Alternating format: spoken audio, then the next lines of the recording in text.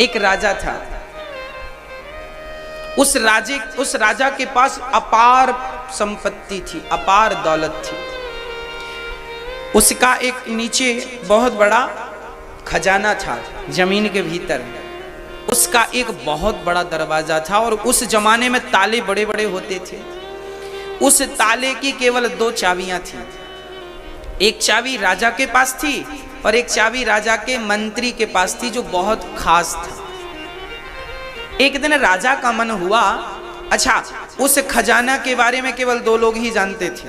राजाओं की बहुत सारी चीजें गुप्त रहती हैं। उस खजाने के बारे में 2 लोग ही जानते थे, एक तो राजा और दूसरा उनका मंत्री।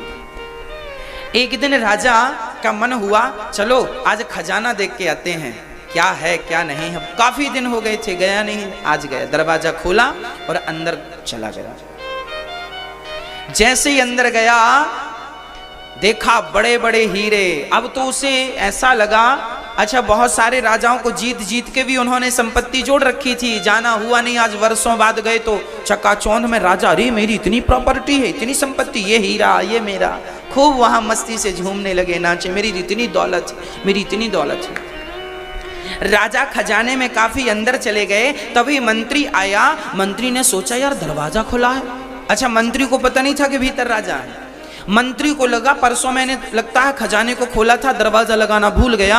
तो मंत्री ने बाहर से दरवाजा ये सोचकर लगा दिया कि मैंने खोला था सो मैं लगा दूं। अब मंत्री दरवाजा लगा कर लॉक करके बाहर से चला गया और राजा जी अंदर फंसे रह गए। अब राजा जब पूरी संपत्ति का निरीक्षण करके लौटे, दरवाजे की तरफ तो दरवाजा बंद। जोर लगाया, भैया खोलो खोलो, कोई सुनने वाला नहीं, क्योंकि वो खजाना गुप्त था, वहां सब तो जाते नहीं थे। राजा चिल्लाते चिल्लाते गला सूख गया। भूख से प्यास से खजाने के भीतर तड़पने लगे। प्यास लगी तो उन्हें हीरों के पास जाकर राजा कहने लगे, ऐ हीरा, क्या तू मुझे 1 गिलास पानी दे सकता है? हीरों से आवाज आई, ना, उम्मीद मत करना। वो राजा हीरे के लिए, जो इंसान धन दौलत के लिए भागता है, वो धन तुम्हें गिलास भर पानी नहीं दे सकता। वो राजा वहां परेशान रहा, भूख से प्यास से तड़पने लगा। अंत में क्या हुआ? अंत में ये हुआ कि राजा ने हीरों का एक बिस्तर बनाया, सारे हीरे इकट्ठे की, उस पर बिस्तर बनाया, अपना दुपट्टा बिछाया और अपनी एक उंगली काट करके जब रक्त निकला, उस रक्त से दीवार में उसने एक मैसेज दिया हम सबके लिए। उस राजा ने कहा, मैंने सारी जिंदगी धन जोड़ा, किसी का भी गला काट देता था, किसी को भी मार देता था। हाँ, वो सारी संपत्ति मेरे पास है, पर वो सारी संपत्ति मिलके भी मुझे गिलास भर पानी ना दे सकी। जो इंसान धन के पीछे भागता है, वो इंसान ये समझ ले कि तुम्हारा ये धन तुम्हें गिलास भर पानी भी नहीं दे सकता। इसलिए धन के पीछे भागकर अपना जीवन बर्बाद ना कर दो। वो लिख करके राजा और वहां से समाप्त हो गया।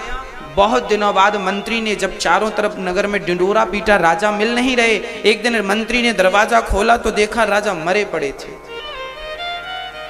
मरे पड़े हैं। मंत्री ने देखा, ले गए। दीवार में उन्होंने लिख रखा था, जिस धन के लिए मैं भागता रहा वो मुझे पानी ना दे सका, एक रोटी ना दे सका। तो याद रखना भक्तों, आज जो किसी को पानी पिला रहे हैं, आज जो किसी को भरपेट रोटी खिला रहे हैं, वो किसी हीरे, किसी मोती, किसी सोना, किसी चांदी से कम नहीं। तुम्हारी रोटी किसी कोहिनूर हीरा से कम मायने नहीं रखती। तुम्हारे पास कोहिनूर हीरा हो, पानी ना हो, रोटी ना हो तो गुजारा हो जाएगा? अरे कोहिनूर हीरा के बिना तो गुजारा संभव है, पर पानी और रोटी के बिना गुजारा संभव नहीं है। इसलिए हीरा मोती की तरफ ना भागो, परमात्मा जितना दे रहा है उतने में संतोष रखो। अरे पेट भरने के लिए दाल रोटी बहुत है, वो परमात्मा दे रहा है, वो खाओ और भगवान का भजन करो। जोड़ने वाले कितने जोड़ के चले गए, वो धन वो संपत्ति उनके ही काम ना आ सका जिन्होंने उसे जोड़ा था, जिन्होंने उसका संग्रह किया था। कई बार हम भी समाज में देखते हैं माँ बाप की संपत्ति पे बच्चे उल्टे सीधे काम करते हैं, कहीं धन का दुरुपयोग ना हो जाए। आज अपनी सारी इच्छाओं को समाप्त कर दिया गोपियों ने और एक इच्छा को बचा के रखा, केवल कृष्ण से मिलने की इच्छा, केवल एक इच्छा। मैं आपसे हाथ जोड़ के यही निवेदन कर रहा हूं, सारी इच्छाओं को मिटा देना, मरने के पहले ये काम कर लेना, ये आपका ही काम है। एक इच्छा रह जाए भगवान से मिलने की, बस सारी इच्छाएं किसी काम की नहीं। आज यमुना के तट पर भगवान खड़े हो गए। भगवान पिता रात्रि शरदोत्फुल्ल मल्लिका वीक्षरन्तुं मनश्चक्रे योग माया मुपास्थिता। आज भगवान यमुना के किनारे खड़े होकर और जो बांसुरी बजाए, भगवान पिता रात्रि, गोपियों का आओ गोपियों, राधा, ललिता, विशाखा, चित्रा, इंदुलेखा, चंपकलता, रंग देवी, तुंग विद्या, सुदेवी, ये अष्ट राधा की सखियां, 8 सखियां प्रधान सखियां थी। ये भगवान ने इन सब का नाम ले लेकर बुलाया। ये सारी गोपियां काम कर रही थीं।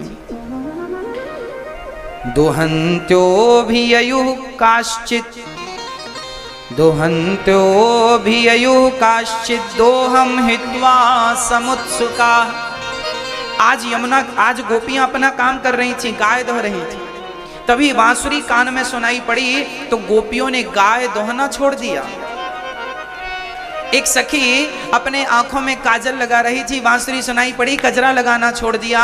एक सखी वस्त्र पहन रही थी, जितने पहने उतना ही पहन के चल पड़ी। कहाँ? जिस तरफ से बांसुरी की ध्वनि आ रही थी उस तरफ गोपियां चल पड़ी। आज सारी गोपियां भाग करके गोविंद की तरफ चलने लगी। एक सखी तो अपने बच्चे को जो स्तनपान कर रहा था उस बच्चे को छोड़कर माँ कृष्ण की तरफ चलने लगी।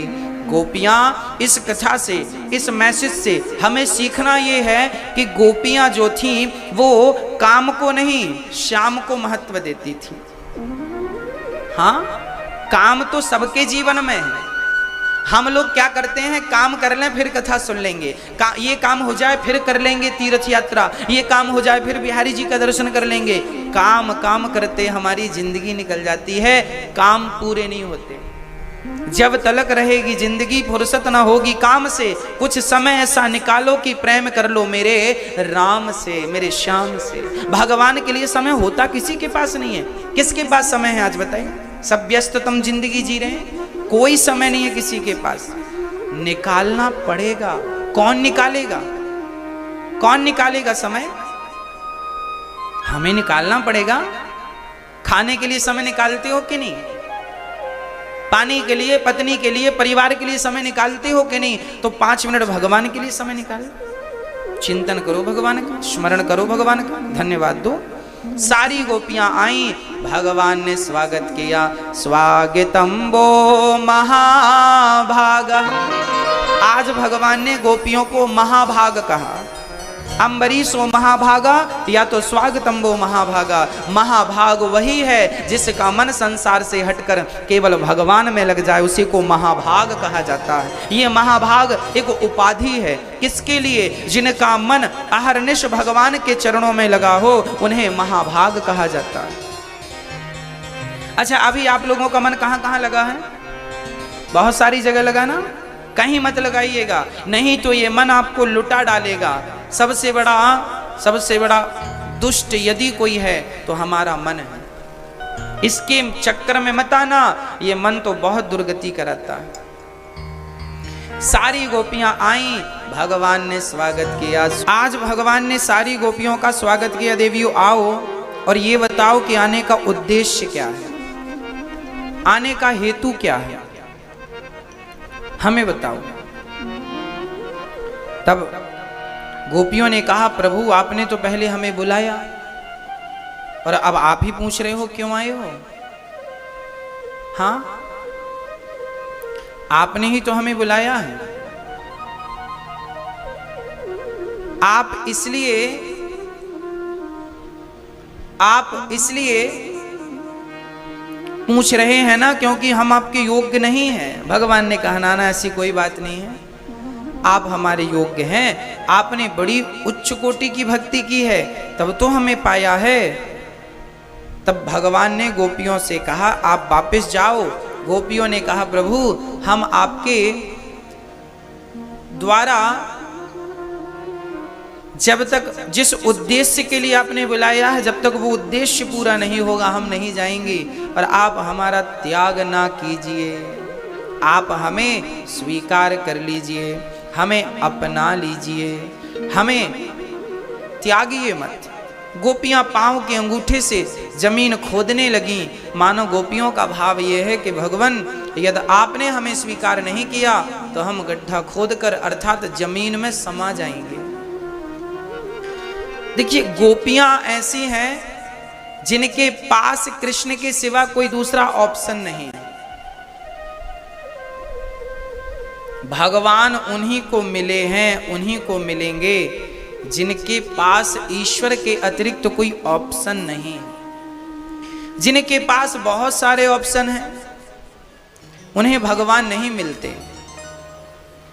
इसलिए ईश्वर के अतिरिक्त हमारा कोई बल ना हो, हमारा कोई साधन ना हो। त्वमेव माता च पिता त्वमेव, माता रामो मत पिता रामचंद्र, स्वामी रामो मत सखा रामचंद्र।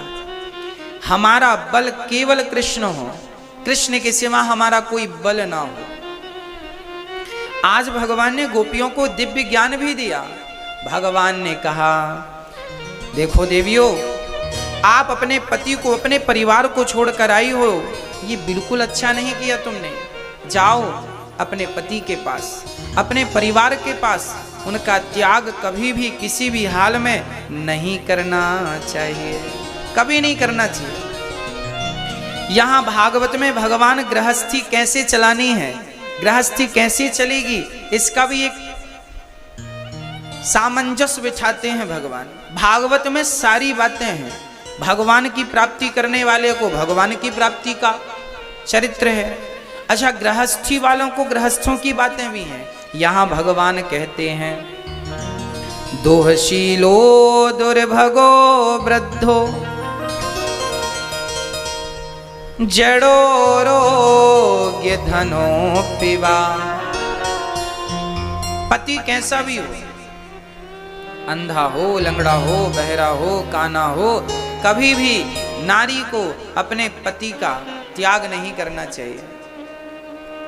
मैया जी, ओ मेरी माँ, पति क्या होता है आपके लिए?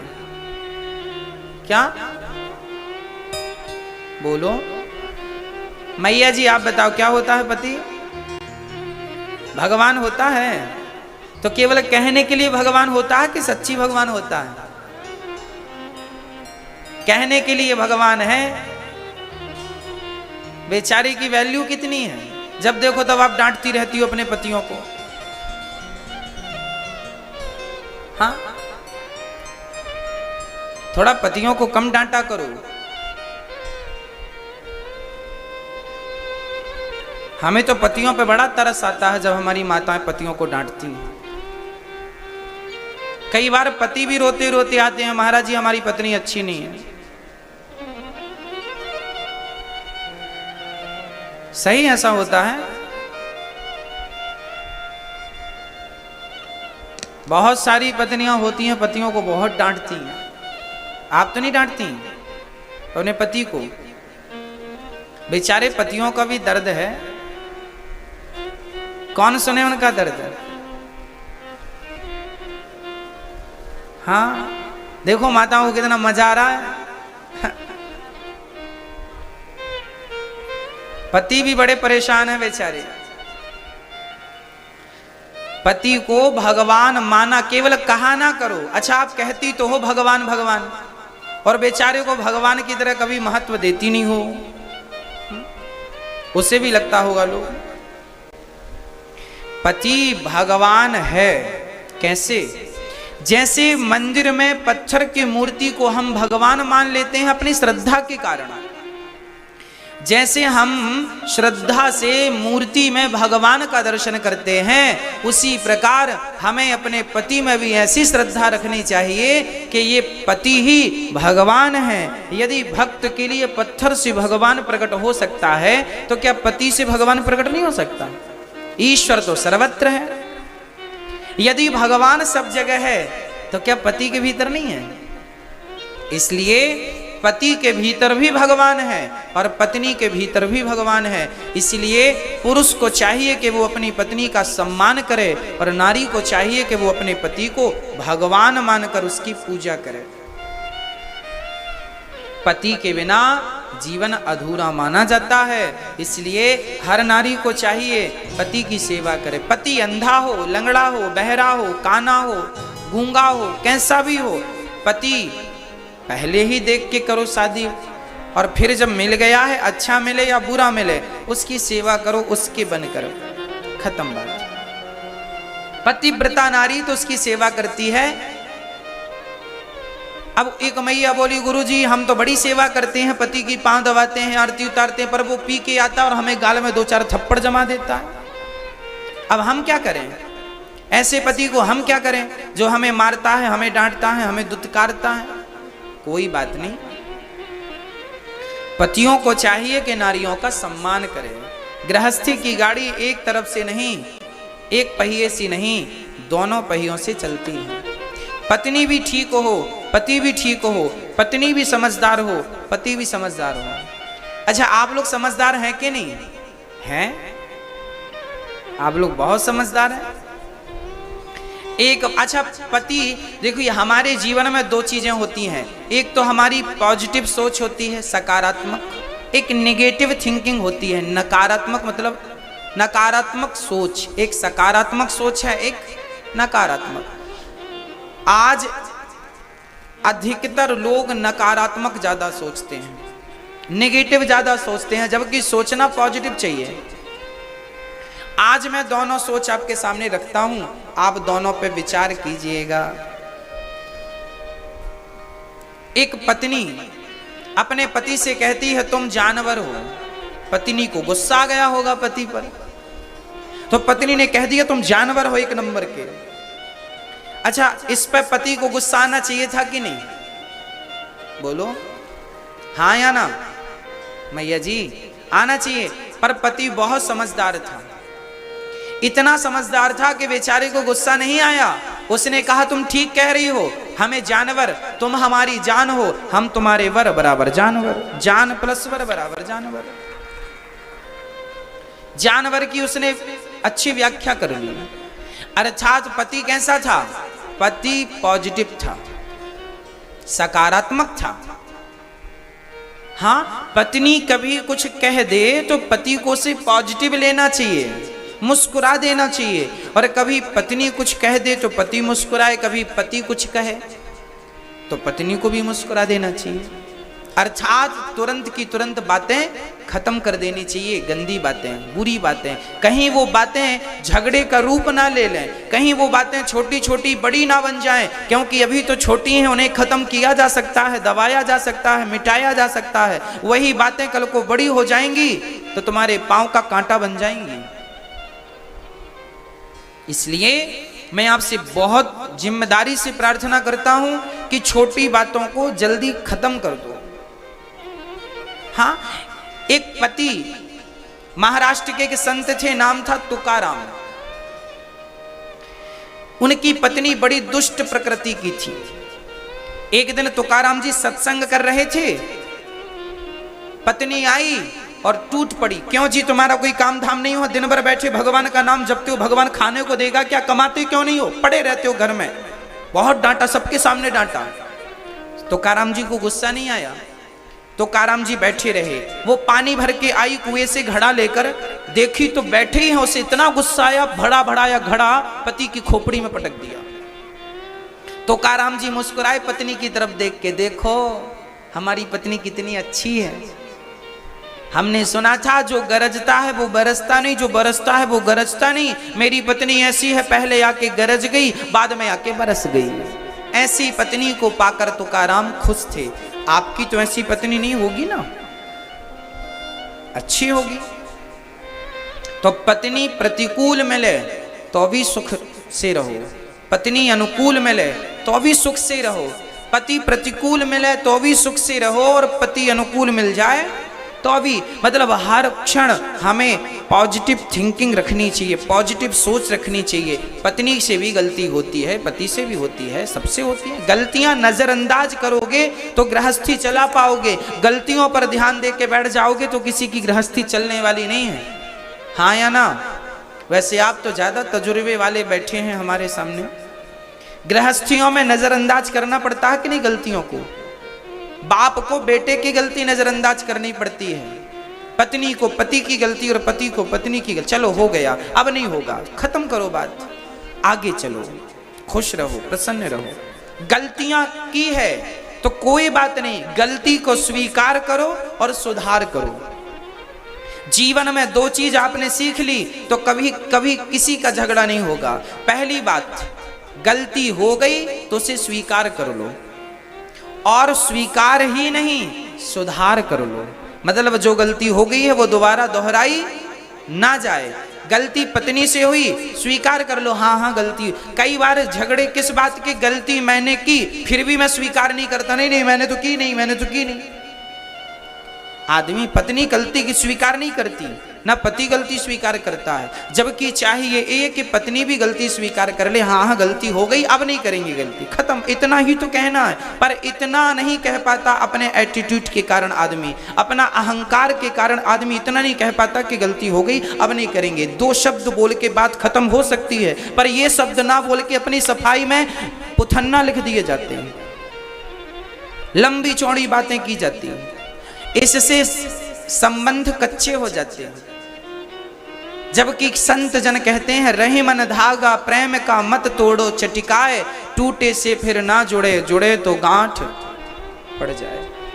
ये गृहस्थी के धागे बड़े कच्चे होते हैं, इन्हें तोड़िएगा मत, कोशिश करिए टूटे ना, जुड़े रहे, है ना? तो आज से आप लोग अपनी गलती स्वीकार करोगे कि नहीं मैया? वैसे आप करती थी, और निवेदन मेरा, गलती स्वीकार करो। आपका पति कहता तुमने ये गलती की, तो आप ये मत कहो नहीं मैंने नहीं की, सीधे कहो हाँ मैंने कर दी है गलती। यदि आपको गलती लग रही है इस काम से, भाई मैंने ये गिलास उठा करके यहाँ की गिलास यहाँ रख दी, अब पति कहता है तुमने गलती कर दी, आप कहोगे नहीं नहीं वो तो मैंने साफ सफाई की तो ये गिलास उठा के यहाँ रख दी। आप तो ठीक कह रही हो कि आपने ठीक किया, पर पति कह रहा है कि गलती की, तो कह दो हाँ हाँ ठीक गलती हो गई, अब नहीं करेंगे, ध्यान दे दो, खत्म करो बात। अब उसमें नहीं नहीं मैंने तो ठीक किया, मैंने क्या गलत किया, गिलास यहाँ की यहाँ रख दी, मैं तो साफ सफाई करनी थी, नहीं नहीं वहीं रखना चाह लो, झगड़ा कर लो। फिर छोटी छोटी बातें हैं, समझदारी से समाप्त हो सकती है, कर लो। पति गलती करता है, तुम ध्यान मत दो, तुम गलती करो, वो ध्यान मत दे, खत्म बात। गलतियां करो, स्वीकार करो, सुधार कर लो, खत्म बात। तो आप गलती करेंगे तो क्या करेंगे? बोलो, आप गलती करेंगे तो क्या करेंगे? स्वीकार करेंगे। पहला है स्वीकार करना, मैंने गलती की है। अच्छा, आपसे कभी गलतियां होती हैं कि नहीं? बोलो हाँ या ना। कई लोग ऐसे हैं मानते नहीं कि मैंने गलती की। हाँ, इनको भगवान अगले जन्म में बबूल का पेड़ बनाता है, खड़े रहो कांटों से भरे हुए। हाँ, गलती स्वीकार करो। और दूसरा पॉइंट क्या है? गलती स्वीकार करो, पहला पॉइंट। दूसरा क्या है? स्वीकार करो प्लस सुधार करो। स्वीकार करो प्लस गलती, स्वीकार करो प्लस सुधार करो। यदि आपने गलती स्वीकार करके सुधार कर ली, घर स्वर्ग बन जाएगा। ये दोनों पे लागू होगा, पत्नी पर भी और पति पर भी, जिठानी पर भी और देवरानी पर भी, सास पर भी और बहू पर भी, सब पे लागू होगा ये। खत्म करो इन चीजों को। हाँ, प्रेम से रहो। जिंदगी का भरोसा नहीं है। आदमी के पास जब तक समय रहता है ना, झगड़े में समय लगाता है, और आदमी मर जाए तो फिर रोता है, थोड़ा सा समय होता तो बात कर लेते, ये होता तो वो कर लेते, ये होता तो ऐसी बात कर लेते। ऐसा होता है, आदमी रोता है बाद में। माँ जब तक जिंदा होती है ना, बच्चे सेवा नहीं करते। हाँ, माँ जब तक जिंदा होती है बच्चे सेवा नहीं करते, माँ भूखी है प्यासी है देखते नहीं है, और माँ मर जाएगी ना तो रोने चले जाएंगे बच्चे, मेरी माँ मर गई, माँ मर गई, माँ। काहे रो रहे हो, किस चीज का, क्यों ढोंग कर रहे हो भाई? जब तुम्हारी माँ को तुम्हारी जरूरत थी तब तो तुमने शक्ल दिखाई नहीं, तब तो पांव दबाए नहीं, तब तो पानी पिलाया नहीं, तब तो रोटी खिलाई नहीं। अब रोने चले आए तो तुम क्यों आ गए? रोने वालों की कमी थी जो तुम आ गए।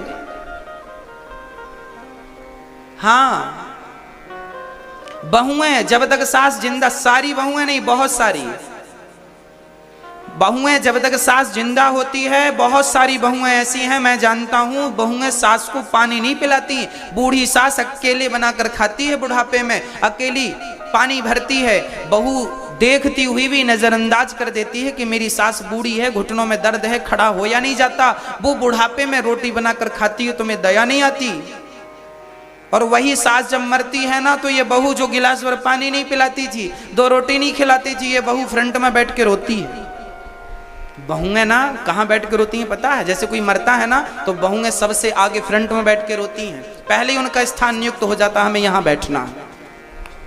पहले से प्लानिंग चलती है, मरेगी सास तो बैठेंगे कहाँ, वो जगह पहले से नियुक्त होती। कोई बैठ भी गया तो हटा देगी, चल तू कहाँ बैठ गई, मैं बैठूंगी, और फिर रोएगी वो दहाड़ दहाड़ के। ये वही बहू है, सास जिंदा थी पानी नहीं पिलाया, मर गई तो बाल्टियों से आंसू बहा रही है। देखो जरा नौटंकीबाज को। ऐसी बहुओं की भी हमारे भारत में कमी नहीं है। गिलास भर पानी महंगा है, 2 रोटी महंगी है, आंसू सस्ते आंसू बहा देती है। हाँ या ना, समाज में ऐसा होता है कि नहीं? ऐसा तो नहीं मैं गलत बोल रहा हूं, होता है कि नहीं? होता है, मैंने भी देखा है। इसलिए जीते जी इंसान की कद्र करो। मेरे मरने के बाद जब ये अनिरुद्धाचार्य मर जाएगा तब मेरे मरने पे बहुत लोग रोएंगे, पता है आपको? मुझे पता है मेरे मरने में बहुत लोग रोएंगे।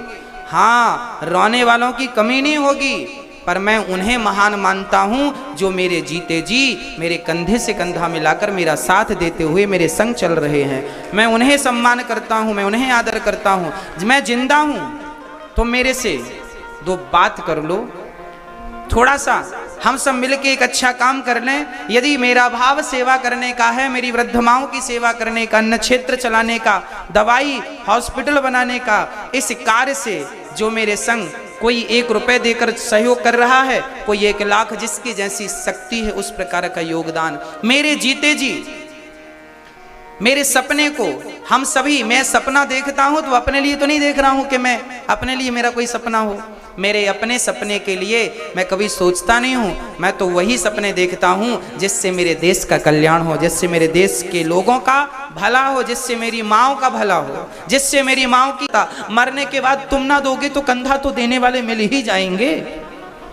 हाँ, मैं इस बात को बहुत गहराई से कह रहा हूं कि जीते जी अपनी माँ की सेवा करना, जीते जी अपनी माँ का सम्मान करना। भाई मर गया, रोते रोते पहुंच गए, भाई मर गया, भाई जिंदा था बात नहीं करता था भाई से, मैं क्यों जाऊं उसके घर, मैंने थोड़ी गलती की, वही मुंह फेर के बैठा है। वैष्णव देवी की यात्रा आदमी करता है, 12 किलोमीटर की चढ़ाई चढ़ता है, अमरनाथ की खतरनाक यात्रा कर लेता है आदमी, पर रूठे भाई के घर जाकर के कान पकड़ के सॉरी नहीं कह पाता, उसके घर की 4 सीढ़ी नहीं चढ़ पाता। वैष्णव देवी की 14 किलोमीटर चढ़ाई चढ़ लेता है, पर भाई की 4 सीढ़ियां नहीं चढ़ पाता। यही तो दुर्भाग्य है, यही तो विडंबना है। रूठे भाई को मना ना सका तो वैष्णव देवी को क्या मनाएगा तू? रूठी मां को तो मना ना सका, वो माता को क्या मनाएगा तू? हाँ, इंसान में भगवान को देख ना पाया, पत्थर में भगवान को क्या देखेगा तू? अरे इंसान, ये मेरी माँ है, मंदिर है, यही भगवान है, ये चलती फिरती भगवान है। हाँ, मुझे तो इनमें ही भगवान नजर आते हैं। इसलिए कहता हूं, बुलावा आएगा, जाना पड़ेगा। हाँ, समय है संभलने का, पति की सेवा करने का। पति बिन परमेश्वर सूना मंदिर, बिंदिया बिना लिलार सूना, पति बिना संसार,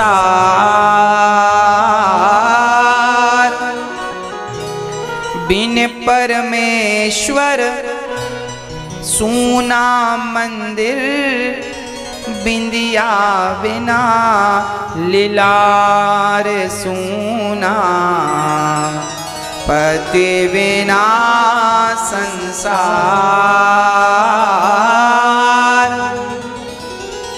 मंदिर में मूर्ति ना हो तो मंदिर अधूरा है, माथे पे बिंदिया ना हो तो माथा अधूरा है, जीवन में पति ना हो तो जिंदगानी अधूरी है। इसलिए मंदिर में भगवान, माथे पे बिंदिया और जीवन में पति होना आवश्यक है। इसलिए पति है ना आपका, सेवा कर लो, बाद में रोना मत। बिन परमेश्वर सूना मंदिर, बिंदिया बिना लिलार सूना, पति बिना संसार।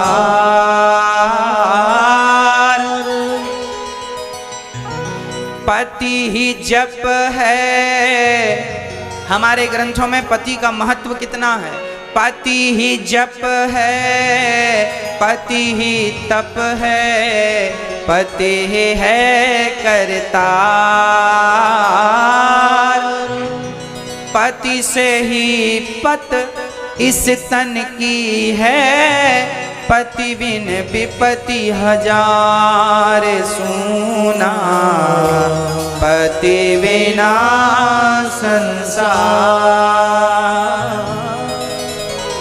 एक पति व्रत रहे जगत में, सब व्रत हैं बेकार। नारी का एक ही व्रत होता है, कौन सा?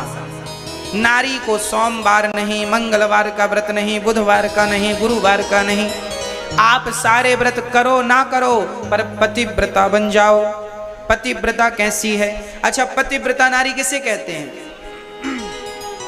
मैया जी आप बताओ, आप सबसे बूढ़ी हो, बताओ पतिव्रता नारी किसे कहते हैं? हाँ, नहीं आपसे पूछ रहे हैं। बताओ पतिव्रता नारी किसे कहते हैं? मैया आप बताओ। नाय पतो?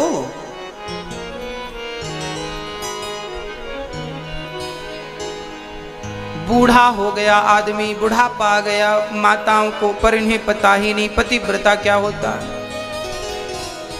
पति की सेवा, पति के सोने के बाद जो सोती हो, पति के जागने के पहले जो जागती हो, पति के चरण दबाती हो, पति की आज्ञा को भगवान की आज्ञा मानती हो, और पति के वाक्य को ब्रह्म वाक्य मानती हो, जो लंबी सी मांग भरती हो, जो बिंदिया सजाती हो, जो पति के लिए मंगल सूत्र पहनती हो, जो पति के लिए पाँव में मोहर लगाती हो, जो पति के लिए पाँव में बिछिया पहनती हो, जो पति के लिए पाँव में पायल पहनती हो, जो पति के लिए हाथ में मेहंदी रचाती हो, जो हमेशा सोचे तो पति के लिए सोचे, वही पतिव्रता नारी जानो। पति के लिए माताएं क्या भरती हैं? लंबी, बोलो हाँ कि ना। आजकल माताएं मांग नहीं भरती। क्यों नहीं भरती? सीता जी एक बार मांग भर रही थी लंबी सी, सिंदूर लगा रही थी मांग में। हनुमान जी बोले माँ क्या कर रही हो? बोले बेटा इससे राम की आयु लंबी होगी। हनुमान जी बोले इतना सा सिंदूर लगाने से राम की आयु लंबी होगी? हाँ। तब हनुमान जी ने कहा मैं पूरे शरीर में सिंदूर लगाऊंगा। तब से हनुमान जी पूरे शरीर में सिंदूर लगाने लगे। सिंदूर लगाने से जितना लंबा सिंदूर, अच्छा हमारी स्त्रियों को, हमारी माताओं को श्रृंगार करने का भी एक तरीका नहीं पता, वो आज मैं बताऊंगा। पत्नी आप हो पर तुम्हारे सारे नियम हमें बताने पड़ते हैं। हाँ, सबसे पहले अपने घर में भगवान को रोली, आप मांग में क्या लगाती हो? सिंदूर या रोली, कुमकुम, क्या? सिंदूर लगाती हो ना, हाँ, सिंदूर सबसे पहले उठाकर सबसे पहले भगवान के चरणों में लगाना चाहिए। एक कटोरी में थोड़ा सा सिंदूर डाल लो, माता जी के भगवान श्री कृष्ण के चरणों में लगाओ, फिर वही सिंदूर माता मतलब राधा रानी के चरणों में लगाओ। घर में राम दरबार है तो राम जी के चरणों में लगा के फिर सीता जी के चरणों में लगाओ, फिर वही सीता जी के चरणों में जब सिंदूर लगा दोगे, या दुर्गा माता हो तो माता जी के चरणों में लगाना, माथे पे नहीं, चरण में। जब आप अपनी कटोरी का सिंदूर थोड़ा सा, ऐसा नहीं कि पूरी डिब्बी ना, डिब्बी से सिंदूर एक कटोरी में निकालना चाहिए, फिर वो भगवान को लगाना चाहिए। फिर वही सिंदूर वो क्या बन गया, अब वो क्या बन गया, वो क्या बन गया, वो प्रसाद बन गया। वो सिंदूर क्या बन गया, वो भगवान को अर्पण हो गया ना, तो प्रसाद बन गया। फिर वही सिंदूर जो बचा उसे आप अपनी मांग में लगाओ भगवान के सामने। हे प्रभु, जैसे जैसे जैसे आपके चरणों में ये सिंदूर लगाया, वही मैं प्रसाद रूप अपनी मांग में भर रही हूँ। तो जितनी लंबी मैं अपनी मांग भर रही हूँ, हे मेरे भगवान, मेरे पति की आयु भी इतनी ही लंबी कर देना, मुझे यही वरदान दो कि जितनी लंबी मेरी मांग है, मेरे पति की उतनी ही लंबी आयु हो। ऐसी प्रार्थना भगवान से करनी चाहिए। पर घोर कलयुग चल रहा है, मांग ही नहीं भरी जाती। हाँ, इसलिए मेरी माँ, हमारी परंपराएं जो शास्त्रोक्त परंपराएं हैं, उन्हें निभाना हमें पड़ेगा। अरे हम ही उनका पालन नहीं करेंगे तो कौन करेगा। हाँ, इसलिए लंबी मांग होनी चाहिए, माताओं के मस्तक पर, माथे पे बिंदिया होना चाहिए। कहते हैं वो स्त्री अभागिन होती है जिसके मांग में सिंदूर नहीं होता।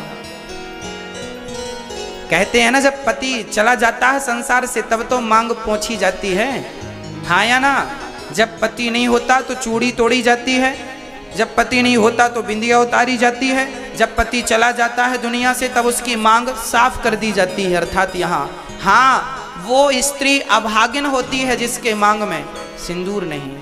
हाँ, इसलिए तुम भाग्यवान हो, तुम्हारा पति है, तो मांग जरूर भरना चाहिए। और छोटी सी मांग नहीं, लंबी सी मांग भरना चाहिए।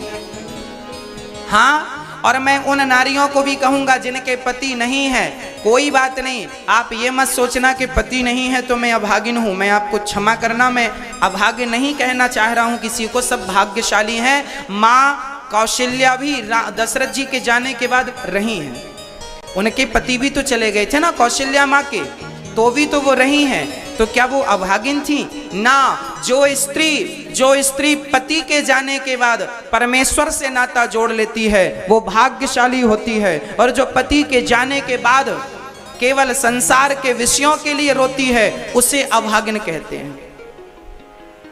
अभागिन वो है जो पति भगवान को ना माने, जो भगवान से अपना संबंध जोड़ लेती है। जो स्त्री भगवान के चरणों में मन लगा लेती है वो स्त्री भाग्यशाली हो जाती है। पर जो पति के जाने के बाद पराये पुरुषों की तरफ यहाँ वहाँ ताक झांक करती है उसे अभागिन नारी कहा जाता है, जैसे सूपड़खा थी। हाँ, तो पति ही एक पतिव्रत रहे जगत में, सब व्रत हैं बेकार।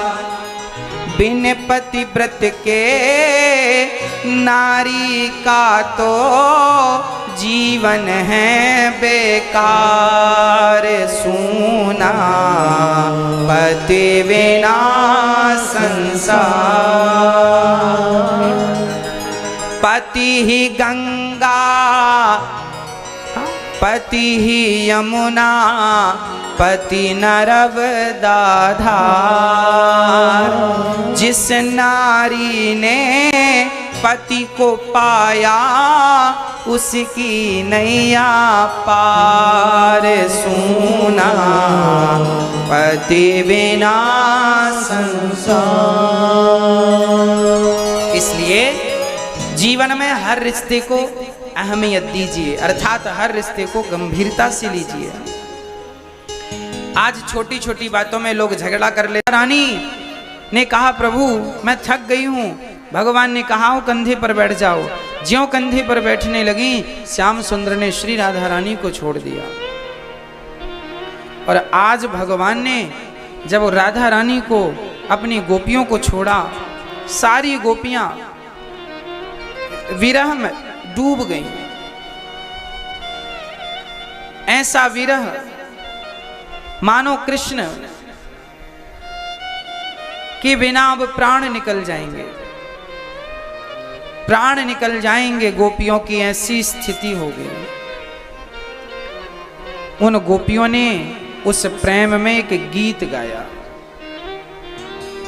सारी गोपियां लता पता, हे तुलसी बता मेरे मनमोहन कहाँ चले गए, हे यमुना बता, हे कदम तू बता मेरे मनमोहन कहाँ चले गए।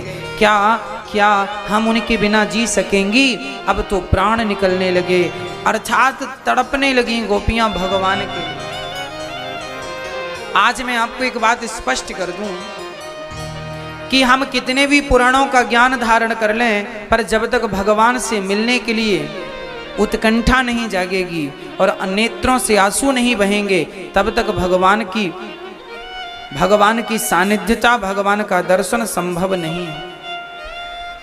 जब तक हम भगवान के चरणों में प्रेम नहीं करेंगे और प्रेम से जब आंसू नहीं आएंगे, तब तक वो सारी गोपियां रो रही हैं जैसे मछली पाने के लिए तड़पती है, गोपियां रोने लगी। और नहीं, हम जाते नहीं तो हमें पता कैसे चलता कि तुम हमसे इतना प्रेम करती हो।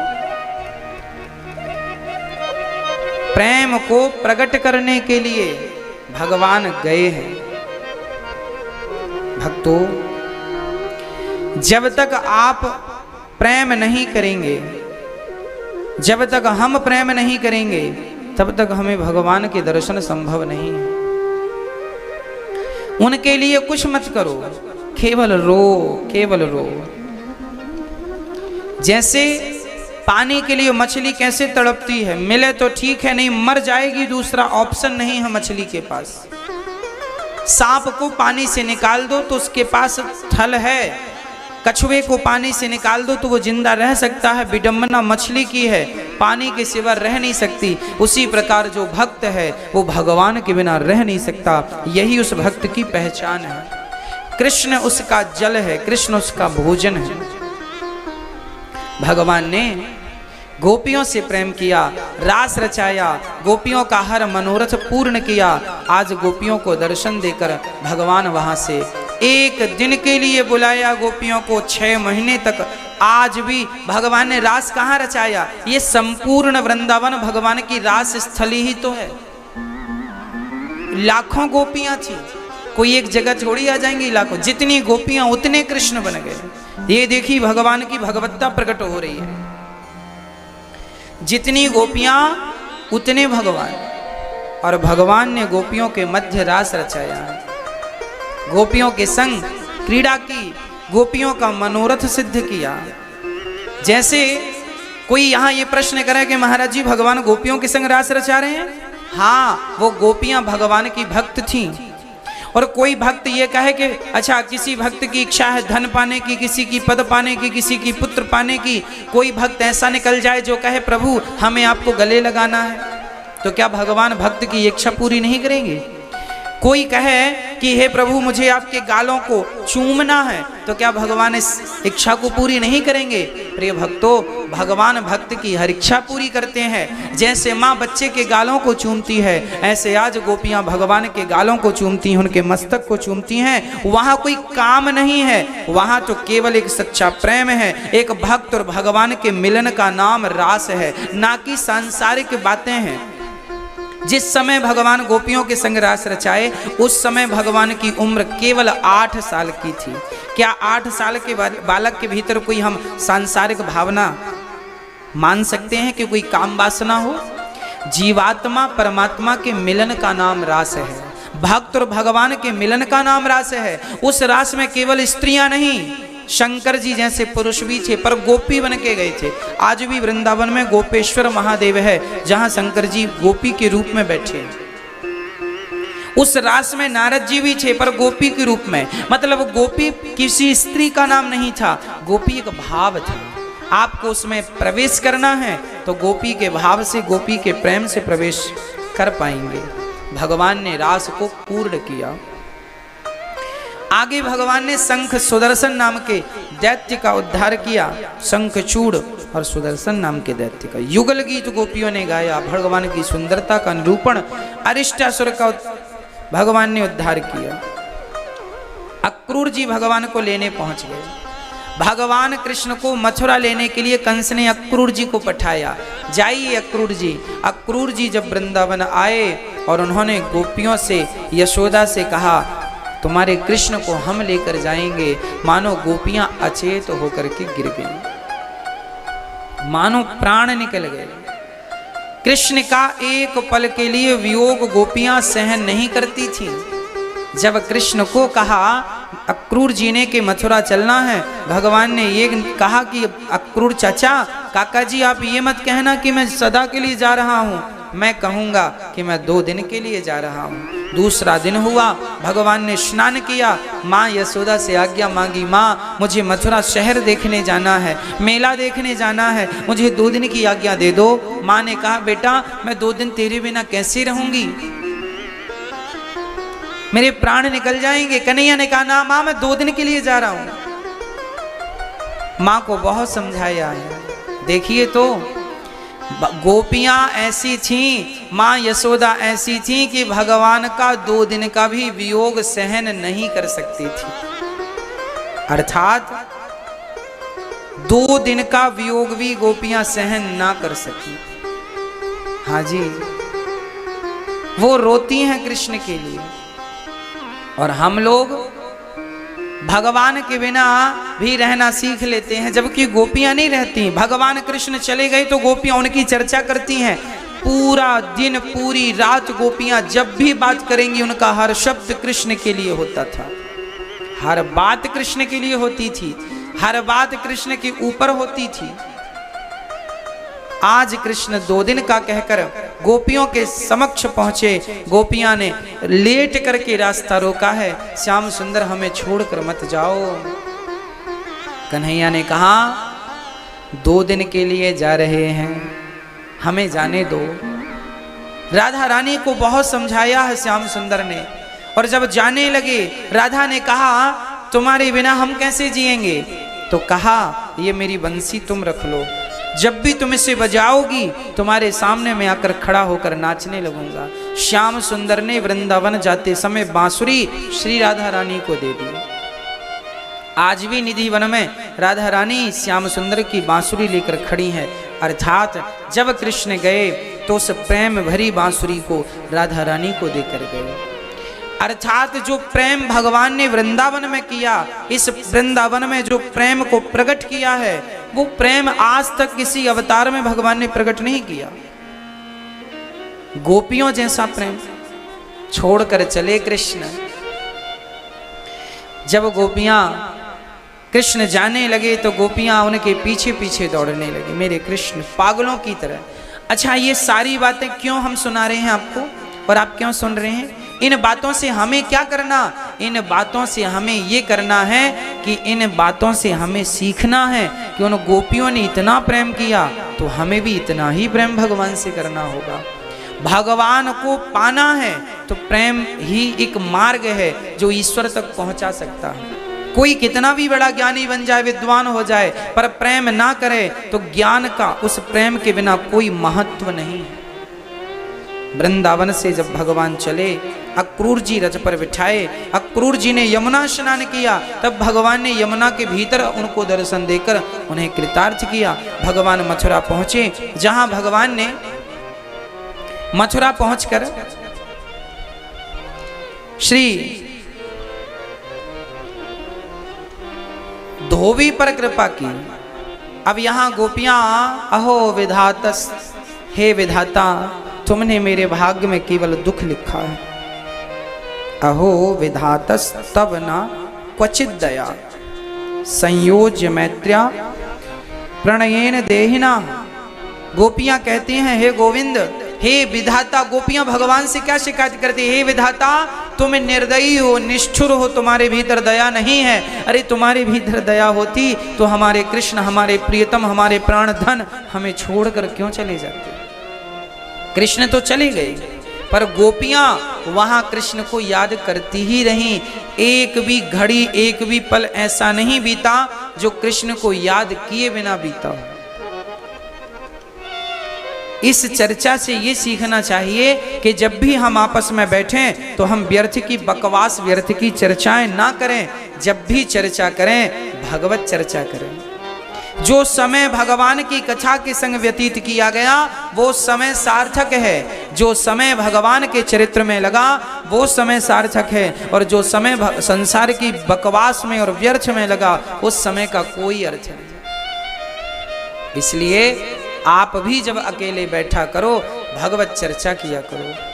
सारी गोपियां चर्चा, यहां भगवान ने धोबी पर कृपा कर दी। धोबी जा रहा था कपड़ों का गट्ठा सिर पे रख के। भगवान ने कहा मामा जी राम राम, ये कपड़े थोड़ा हमें भी दे दो। धोबी ने कहा तुमने बाप की राज में ऐसे पहने हैं जो मांग रहे हो? भगवान ने कहा हमने तो कपड़े मांगे, तुम बाप तक चले गए। एक थप्पड़ जमाया गाल में, इतना जोर का मारा धोबी जी निपट गए। कपड़े वपड़े सब भगवान ने पहने। अब जब कपड़े पहने, ये धोबी वही धोबी जिसके कहने से भगवान राम और पूरी प्रजा सीता पर उंगलियां उठाती है। हाँ, आज भगवान ने इसको मुक्त कर दिया। भगवान ने किसी को द्वेष भावना से नहीं मारा। भगवान ने जिनको मारा है उनको तारा है। जो गति भगवान ने दशरथ जी को दी वही गति भगवान ने रावण को भी दी।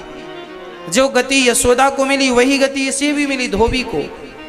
भगवान की नजर में कोई ऊंचा नीचा छोटा बड़ा कुछ नहीं है। भगवान तो कृपा सब पर, उनके तो मारने पर भी कृपा है, उनके तो तारने में भी कृपा है। माँ, एक माँ के दो बेटे थे। एक बेटे से माँ ने केला छीन लिया, केला खाता, दिया गाल पर 2 थप्पड़। और एक बच्चे को माँ ने केला दूध दे दिया, ले बेटा दूध खा, दूध केला खा, दूध पी ले। किसी ने कहा कैसी माँ है, एक बच्चे से तो केला छीन लेती है, केला क्यों खाता, और दूसरी को देती है। तो माँ ने कहा इसे सर्दी है इसलिए केला छीन लेती हूँ, खाएगा तो सर्दी बढ़ जाएगी, बीमार पड़ जाएगा, और ये दुबला पतला है तो केला दूध खिलाती हूँ ताकि हट्टा कट्टा हो जाए। माँ तो छीने उसमें भी प्यार है, माँ के लेने में भी प्यार, माँ के देने में भी प्यार। यही भगवान है। वो कृपा करें तो प्रेम, ना करें तो प्रेम। धोबी पर कृपा की, दर्जी पर कृपा की। जब कपड़े भगवान ने पहने तो पूरा रास्ता साफ होने लगा। बड़ा कपड़ा था, दर्जी ने काट के नाप का किया। भगवान ने कहा दक्षिणा क्या लोगे? दर्जी ने कहा हमें नहीं लेना, कुछ आशीर्वाद दो, आपने उन्हें क्या दिया है हमें पता है, अब तो आशीर्वाद दे दो। भगवान आगे चले। मथुरा में एक स्त्री रहा करती थी जिसका नाम था कुब्जा।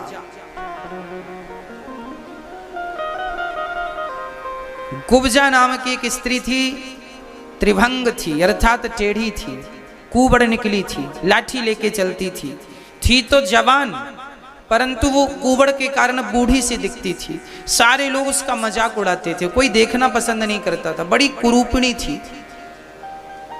आज भगवान ने कुब्जा की तरफ देखा और कुब्जा को देखकर कहा सुंदरी, ओ सुंदरी। कुब्जा को बहुत अच्छा लगा पर गुस्सा भी आया। ए बालक, मेरा मजाक उड़ाते हो? आज तक मुझे किसी ने सुंदरी नहीं कहा, एक पहले तुम हो जिन्होंने मुझे सुंदरी कहकर बुलाया है, क्यों मेरा मजाक उड़ाते हो? तब भगवान ने कहा सारी दुनिया ने तुम्हारा तन ही देखा है इसलिए तुम्हें सुंदर किसी ने नहीं कहा, हमने तुम्हारा मन पढ़ लिया इसलिए तुम्हें सुंदर कह करके बुलाते हैं। भगवान तन को नहीं मन को देखते हैं, इसलिए भगवान मन के प्रेमी है, तन के नहीं। कुब्जा पर भगवान ने कृपा की, कुब्जा ने भगवान को चंदन लगाया, अर्थात जो भगवान को चंदन का लेप करता है भगवान उसे सुंदर कर देते हैं। तो भगवान ने कुब्जा पर कृपा की, कुबलियापीड़ नाम के हाथी पर कृपा की, चाणूर मुष्टिक पर कृपा की, धनुष यज्ञ में जाके भगवान ने धनुष तोड़ा, फिर कुबलियापीड़ फिर चाणूर मुष्टिक को मारा। भगवान ने जाकर के कंस की सभा में कंस के केस पकड़ लिए और कंस को उठाकर पटक दिया। कंस बोला बालक क्यों मार रहे हो? भगवान ने कहा तुम वही कंस हो जिसने मेरी माँ पर मेरी प्रजा पर बड़ा अत्याचार किया, आज तो मैं छोड़ूंगा नहीं। कंस बहुत पावरफुल था, पर भगवान से किसका पावर चलता है? हाँ, कहने का तात्पर्य यह भी है कि कोई कितना भी पावरफुल हो पर मौत से कोई जीत नहीं सका। इसलिए हमें हमेशा मौत को याद रखना चाहिए कि मुझे मरना भी है, इसलिए गलत ना करो, हिसाब देना पड़ेगा। भगवान ने कंस को उठाकर पटका, खुद कंस के ऊपर कूद पड़े, कंस का उद्धार हो गया। कंस के भाइयों ने युद्ध करना चाहा, उन्हें भी पराजित किया। भगवान जब कंस को मारते हैं ना, तब भगवान आज 11.5 वर्ष के बाद अपनी माँ देवकी का दर्शन करते हैं। माँ देवकी जिन्होंने जन्म दिया, उनके हाथ में मोटी मोटी बेड़ियां, मोटे मोटे पाँव में हथकड़ियां, बेड़ियां लगी थीं और भगवान ने आज उन्हें कटवाया। उन्हें कटवाते समय माँ को बड़ा दर्द हुआ। भगवान ने दौड़कर अपनी माँ को हृदय से लगाया। माँ के स्तनों से दूध की धार गिरने लगी। भगवान ने माँ के स्तनों का दूध पिया, देवकी का। ये देवकी माँ कौन थी? कहा जाता है कि जब भगवान राम, कैकेयी ने राम को निकाल दिया तो कैकेयी माँ चित्रकूट मिलने आई राम से। तो कैकेयी ने राम से कहा, राम तुम मुझसे गुस्सा हो क्या? राम ने कहा, माँ मैं गुस्सा नहीं हूँ, मैं तो आपका बेटा हूँ, मैं आपसे नाराज नहीं हूँ। तो कैकेयी ने कहा, यदि तू नाराज नहीं है तो मुझे एक वचन दे। कौन सा वचन माँ? बोले तू अगले जन्म में मेरे गर्भ से जन्म लेगा तो मैं मान जाऊंगी कि तूने मुझे माफ कर दिया। राम ने कहा, माँ यदि आप ऐसा ही चाहती हो तो अगले जन्म में मैं आपके गर्भ से जन्म तो लूंगा, पर मेरी भी एक प्रार्थना है, मैं आपके गर्भ से जन्म तो लूंगा पर दूध आपका नहीं पीऊंगा, दूध तो मैं माँ यशोदा का पीऊंगा। आज वही ऐसा विद्वान लोग कहते हैं, कई संतों से ये सुना। तो माँ देवकी पिछले जन्म में कैकेयी, इस जन्म में देवकी बनकर जन्म दिया भगवान को, पर दूध पिलाने से माँ वंचित रह गई, अब दूध पिलाती हैं। और आज नंद बाबा ने, आज वसुदेव जी ने नंद बाबा से कहा कि ये कृष्ण आपका नहीं मेरा बेटा है। अब जब नंद बाबा ने सुना बड़ा दुख हुआ। रात्रि को वृंदावन गए, यशोदा इंतजार कर रही थी, 2 दिन का कह के गया है कृष्ण अब आता होगा, अब आता होगा, अब आता होगा। कृष्ण तो नहीं आए, नंद बाबा आए। पूछा यशोदा ने, मेरा कृष्ण कहाँ है, मेरा लाल कहाँ है? तब नंद बाबा ने कहा, यशोदा वो जिसका था उसके पास चला। आज पूज्य श्री अनिरुद्धाचार्य जी महाराज ने हम सभी लोगों को बहुत ही उत्तम एवं शिक्षाप्रद कथा सुनाई है। आशा करता हूँ कि इस शिक्षाप्रद कथा से हम सभी लोग कुछ न कुछ शिक्षा अवश्य ग्रहण करेंगे और अपने जीवन को सुखी और सात्विक बनाने का प्रयास करेंगे। मित्रों, अगर आपको यह शिक्षाप्रद कथा पसंद आई हो तो वीडियो को लाइक करें और अधिक से अधिक लोगों को शेयर भी करें, जिससे और भी लोग महाराज जी की इस शिक्षाप्रद कथा से शिक्षा लेकर अपने जीवन को सुखी बना सकें। मित्रों, अगर आपने अभी तक हमारे चैनल को सब्सक्राइब नहीं किया है तो हमारे चैनल को तुरंत सब्सक्राइब भी कर लें, जिससे आपको नोटिफिकेशन के माध्यम से महाराज जी के शिक्षाप्रद कथा तुरंत प्राप्त हो सकें। मित्रों, तो कल फिर किसी शिक्षाप्रद कथा के साथ आप लोगों के समक्ष प्रस्तुत होंगे। तब तक के लिए जय श्री राधे।